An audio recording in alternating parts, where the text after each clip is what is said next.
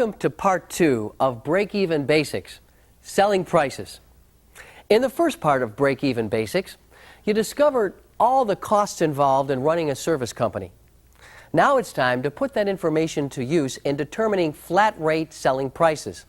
Obviously, if your business is to succeed, you have to, at the very least, recover your costs. This is done by generating income, bringing money into the company. And that's where CSRs, dispatchers, and service techs come in. They take calls, dispatch jobs, do the work, and then charge customers for doing jobs. And that's how the company generates income. Pretty easy stuff, right? Well, this is where it starts to get kind of tricky, because service techs don't just work on jobs. I mean, not all of their time is spent handling customer problems. What about the time spent driving between calls, or doing paperwork, or material handling, or performing other tasks? There are a lot of factors that must be considered if prices are to be consistent for each type of job, as with the flat rate system, and still recover costs. It's a 10-4, Tommy. Over. Here you go, Mike. Oh, great. I made a fresh pot. Black, 1 sugar, right? Perfect, thanks. And you know what? Thanks for helping out with the phones, too. I really appreciate you guys pitching in like that. No, sure, no problem. Great.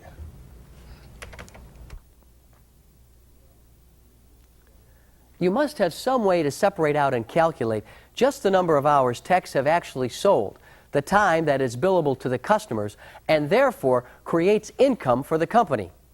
For obvious reasons, we call these billable hours, but they're really windows of opportunity, because in essence, they represent the brief windows of time you have available to generate income for your company. So now that we know it's important to determine billable hours, how do we do it? The only way to determine billable hours is to track them. Yes, that's one of the reasons contacting your shop with information like your 1020, 10.5, and 10.7 is so important. Not only does it allow the dispatcher to assign work as efficiently as possible, but it also allows your company to separate the time you're actually working on jobs from the total time you're working. Tom to base. Dave, are you there? Over. I copy that, Tom. I'm here. What's your status? I've got 10 to 15 minutes left here. I'll buzz you back when I'm 10.5. Over. That's a 10-4. Okay, Dave, I'm finished at the Smiths and I'm 10.5. That's 10-4.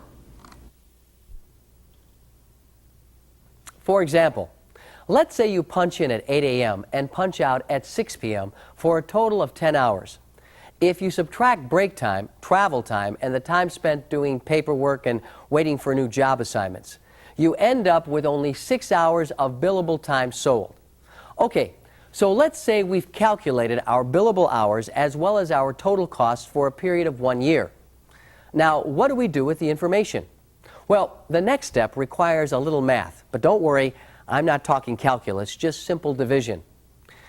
You take your total costs, remember that includes both direct and indirect, and you divide that number by the total billable hours. The resulting number is your billable hour break-even. In other words, the amount you need to charge customers per hour in order to recover all your costs. Let's use some easy numbers just to illustrate the point a little more clearly. If our total cost for the year totaled $100,000 and our billable hours for the year totaled 1,000, then we would divide 100,000 by 1,000 and our billable hour break-even would be 100. We would have to charge $100 per hour to recover our costs. Well, we still don't have our selling prices, but be patient, we're close.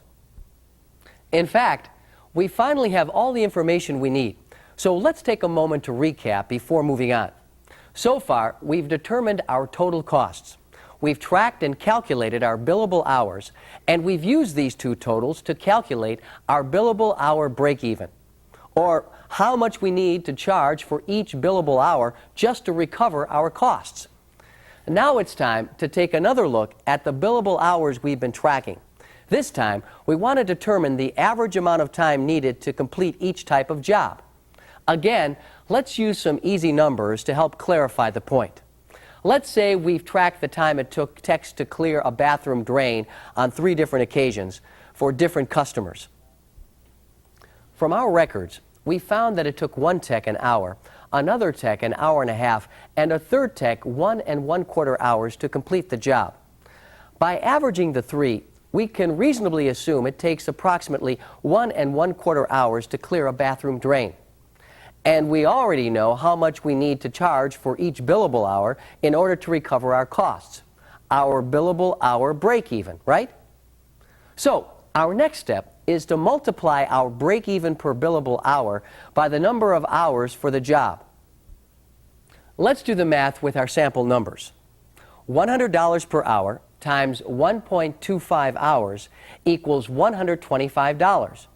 That means we'd have to charge $125 to recover our costs or break even on a bathroom drain job.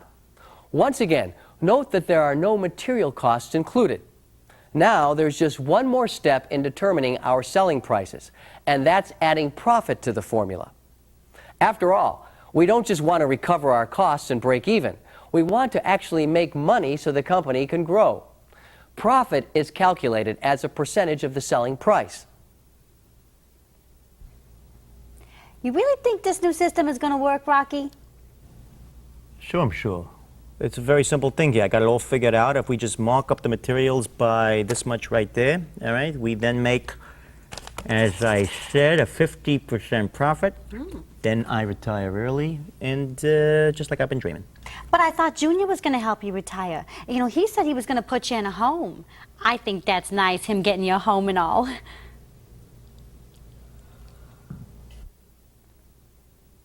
Well, I think Rocky's stretching his luck, and I don't much trust his math, do you? So let's say our goal is a profit of 20%. Then that would make our break-even 80% of the selling price. And to get the selling price, we would divide our break-even for the job by 80%. To help clarify, let's plug in our sample numbers. We calculated our break-even for clearing a bathroom drain at $125. So we divide 125 by 80% and get $156.25 as our selling price. And to see our profit, we just subtract our break-even cost from the selling price. So $156.25 minus 125 equals $31.25 profit. There, you see? It may be a lot of work, but it's hardly guesswork to set selling prices. Naturally, different selling prices are required for jobs that include installation of specific equipment in order to adjust for the difference in cost. For instance, you might not charge the exact same flat fee to replace a Moen Legend Model 7310 faucet as you would a Price Pfister or even a different model Moen, for that matter. And as time passes and technology advances, prices can be reviewed and adjusted to reflect changes in cost. By exploring the way selling prices are determined, I hope you've developed an even better insight into why flat rate pricing is such a great advantage to a service company. First, you can be sure that every job has the potential for profit, since both direct and indirect costs are already built in, unlike the old time and materials method of pricing that relies heavily on material markup. And second, your customers gain an even greater comfort level knowing exactly how much a specific job is going to cost them. They can concentrate on the quality of the job instead of watching the clock, worrying about how long the job will take and what the final cost will amount to. You have any idea how long this is going to take? You have any idea? Listen, ma'am, I already told you I am working as fast as I can. It's a very delicate operation. This is something you do not want to rush.